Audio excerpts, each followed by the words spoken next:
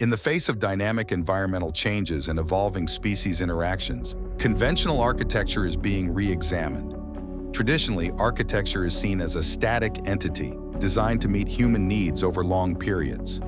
However, with increasing environmental challenges, a more flexible and adaptive architectural approach is needed, one that integrates with its surroundings. Living organisms have demonstrated extraordinary adaptability through evolution and natural selection, enabling them to thrive in changing environments. This adaptability has allowed organisms to dominate their ecosystems through intricate interactions. Unfortunately, human intervention often disrupts these natural cycles, leading to significant environmental changes.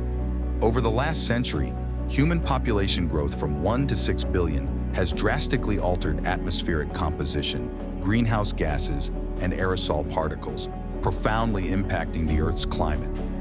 Such changes not only transform the physical environment, but also affect the inhabitants, including humans.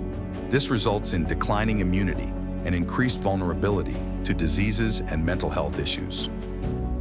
Interestingly, some species, like Aspergillus fumigatus, show remarkable adaptability to built environments.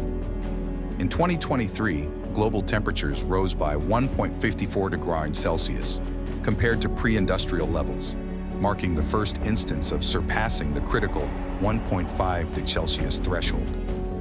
Aspergillus fumigatus, as per Corfanti's research, 2023, demonstrates an extreme ability to adapt to climate change and global warming, thriving across diverse ecological niches. This raises an intriguing question. Can such bio-inspired architecture offer a sustainable solution to our evolving architectural challenges?